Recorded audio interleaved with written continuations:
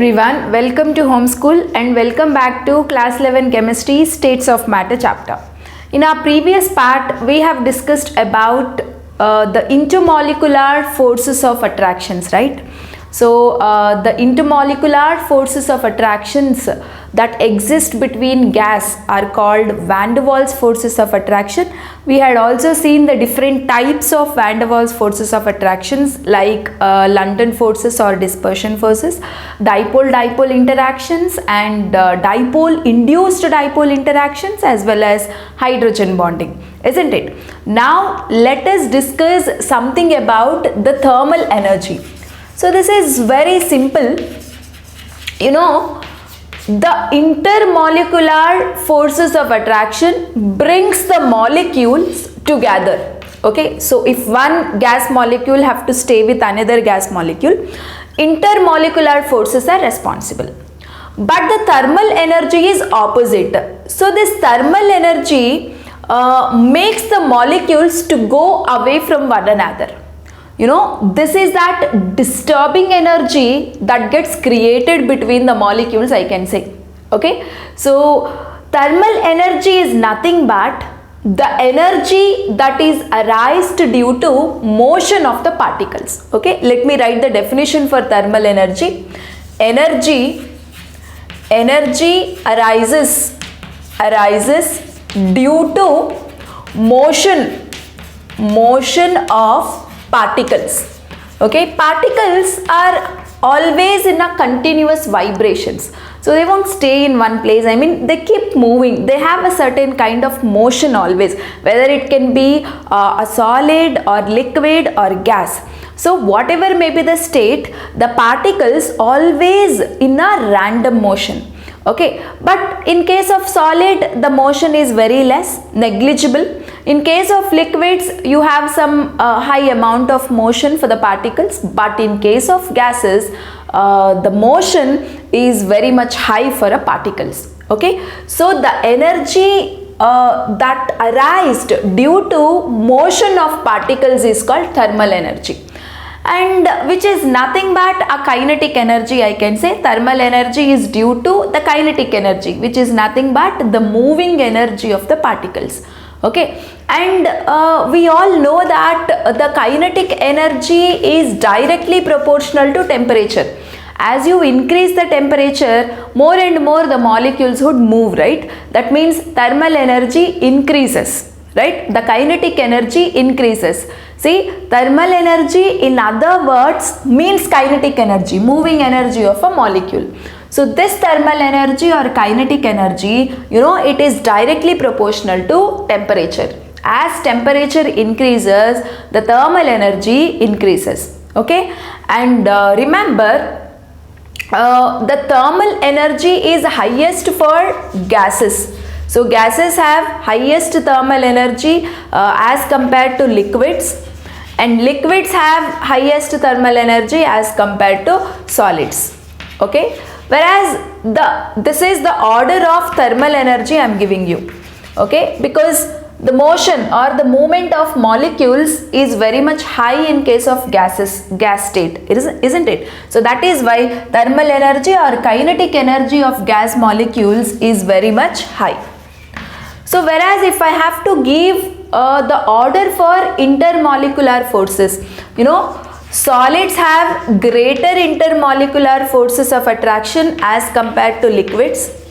In liquids you will find more attractions as compared to gases. Okay, so this is the decreasing order of thermal energy and this is the decreasing order of intermolecular forces of attraction, which is nothing but van der Waals forces of attraction. Okay, intermolecular forces of attraction. Clear?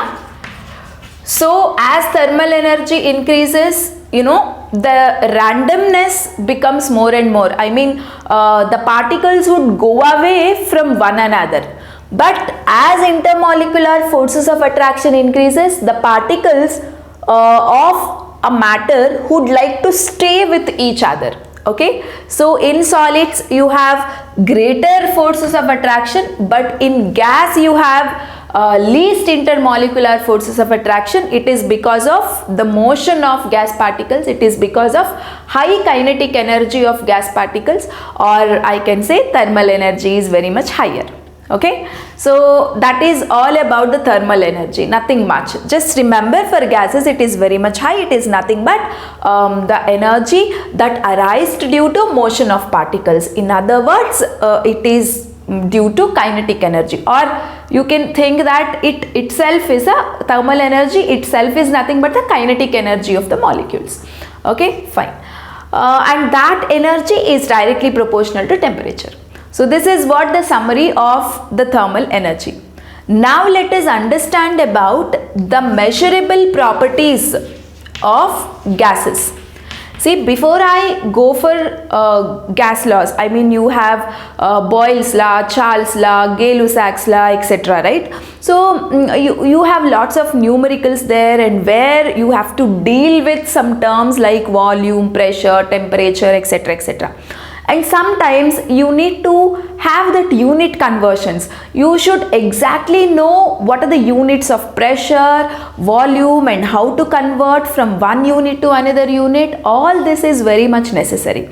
You know, now I am giving an idea about these particular units for the measurable properties.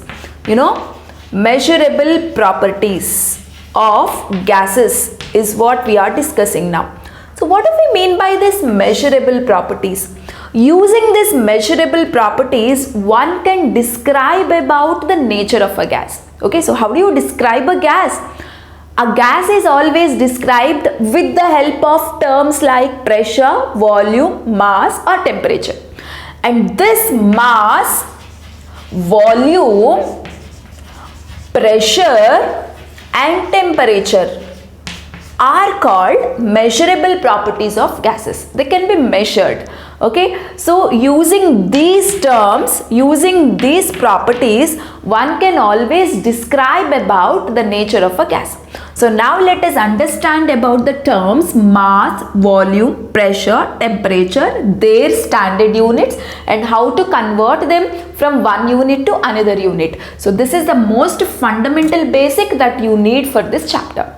So let's discuss everything about the mass now. See here, mass is one such common property of a gas that can be measured, and the SI unit of mass is, we all know it is kg. Okay, so 1 kg is equal to 1000 grams, we can say, or we can write it as 10 power 3 grams also. And what is important is in chemistry, most of the time mass is expressed in terms of moles. It is expressed in terms of moles. So we keep using these many moles of gas was taken, that many moles of gas was used. Moles is a common term that we can use. Okay, so we should know how to calculate number of moles. Okay, so number of moles, you must have learnt it in basic concepts of chemistry chapter also. We had done lots of problems with respect to the moles, right? Moles, Avogadro number, mole converting to mass, mass into moles, and all those conversion. Just a quick revision here. So number of moles is equal to mass divided by molar mass. Okay, molar mass. So this is how number of moles can be calculated. Mass of a substance divided by its molar mass, that is molecular mass. If you do, you will get number of moles. And remember, 1 mole of any gas can have how many molecules? Avogadro number of molecules. That means 6.022 into 10 power 23 molecules.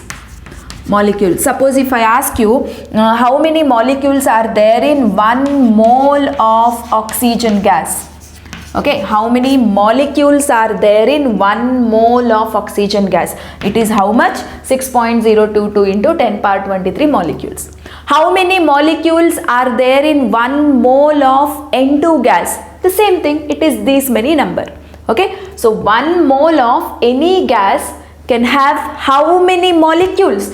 it is these many molecules. Okay, so this is one important idea you should have, and this is one important formula that you should always know, okay, for the problems.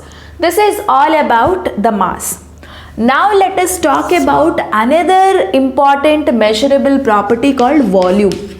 Okay, so volume in the sense the space occupied by a gas is called as volume. Okay, and we all know the SI unit of volume. The SI unit of volume is cubic meter, right? So that is meter cube. And remember the conversion, 1 meter cube is equal to 10 power 3 decimeter cube, that is dm cube, which is also is equal to 10 power 6 centimeter cube.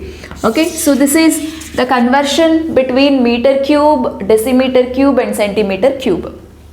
And another common unit is there for volume, that is liters.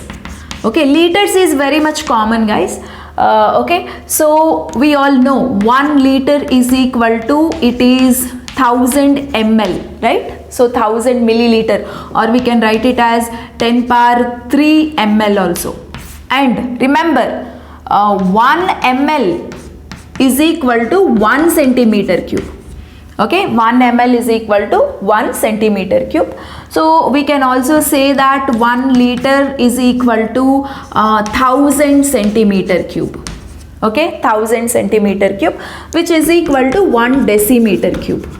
Okay, so 1 liter is equal to 1 decimeter cube. 1 decimeter cube is equal to how many centimeter cube? It is 10 power 3 centimeter cube or 1000 centimeter cube. Okay, so that's all about volume. Okay, so this is meter cube is one such unit. This is the conversion factor between meter cube, decimeter cube and centimeter cube.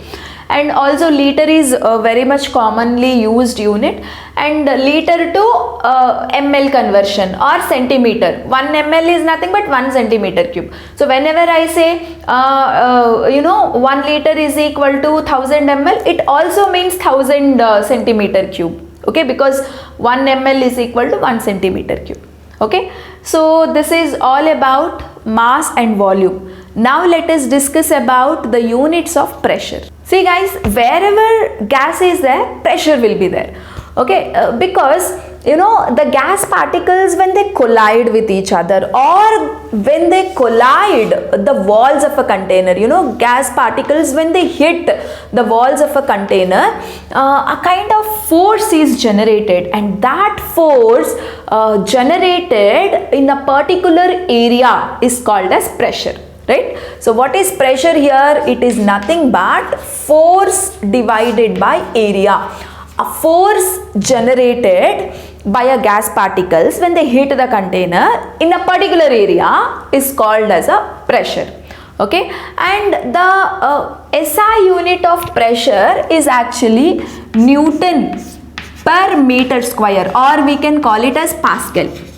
Okay, we can call it as Pascal. So this is the SI unit of pressure, but generally in chemistry problems, pressure can be considered in atm, bar, torr, all these are units of pressure only. So now I'll give you one conversion factor between all these units. Okay, so the very commonly used unit for pressure is atm, atmospheres. Okay, 1 atm. So 1 atm, usually our atmosphere has got a pressure of 1 atm, 1 atmospheres. Okay, so 1 atmosphere is equal to 1.013 bar. So pressure can also be expressed in the unit bar. Okay, and you look at the value, 1.013. This 013 can be neglected. So you can just consider 1 atm is equal to 1 bar. Okay, when atm is 1, pressure, in bar also the pressure can be taken as 1. Okay, so for simplicity. And 1 atm is equal to 1.013 bar, which is equal to 76 centimeter Hg, or which is equal to 760 mmHg. So this mmHg also is a very commonly used unit for pressure. And another unit is the torr. Okay, so which is equal to 760 torr. Okay, so this is what that conversion factor that you should remember about the pressure. So pressure can be expressed in atm, bar, mm, centimeter Hg, mm Hg, torr. Okay, depending upon the answer, unit of the answer, you should use the suitable unit for doing a problem. Okay, so that is all about the pressure. Now the final property of a gas is temperature. Okay, so temperature is also very important here. Temperature has got two units here. One is degree centigrade, the other one is Kelvin. So Kelvin represented with the letter capital K. Actually Kelvin is the SI unit here. Okay, and you know, degree centigrade is equal, you can convert degree centigrade to Kelvin, Kelvin to degree centigrade. This is very, very important for the problems. You know, how do you convert? So Kelvin is equal to degree centigrade plus 273. Okay, so for degree centigrade, just by adding 273, you get your answer in Kelvin. Suppose you have, 27 degree centigrade. I'll ask you to convert this 27 degree centigrade to Kelvin. So how do you convert? Just add 273 to this. Okay, so that means 27 plus 273. Okay, so how much do you get? It is 300, right? So 300 Kelvin is the answer. So conversion of degree centigrade to Kelvin is very, very, very important. Just for the degree centigrade, add 273. You will get your temperature in Kelvin. Okay, so that is all about temperature, guys. And most of the time we use a word called NTP. Okay, NTP or STP we will use. Okay, so what do you mean by NTP? Normal temperature and pressure. Okay, so normal temperature is always 0 degree centigrade, or if you want to express in Kelvin, it is 0 plus 273, that is 273 Kelvin. Okay, and normal pressure is the atmospheric pressure. How much is atmospheric pressure? 1 atm, or if you want to express in bar, it is 1 bar, and you all know the conversion factor, right? So this is what we call normal temperature and normal pressure. Say sometimes you will have to calculate something at normal temperature and pressure. Okay, so normal temperature means it's always 0 degree centigrade, or if you have to say it in Kelvin, it is 273 Kelvin, and normal pressure is always 1 atm. Okay, so these are very, very important to understand. Clear? So this is all about the different measurable properties of gases. So with this idea, one can easily calculate the problems, and you have to be careful with the conversions. You should calculate in the units that they ask in a question. Okay, especially for the competitive point of view, we'll have to check with the units, where if you are missing with the unit conversion, you will end up in getting a wrong answer. So it's very, very important to have this basic idea on the units of volume, pressure, temperature and mass, and also the meaning of the word NTP. NTP means normal temperature and pressure. Normal temperature is always this much and normal pressure is always this much. Okay, so that is all about the video, and in the next video I will come up with the very important topic of the chapter, gas laws, that is Boyle's law, Charles law, Gay-Lussac's law and Avogadro law. Okay, so keep learning and share the videos to your friends also, and learn to a maximum extent. Thank you so much.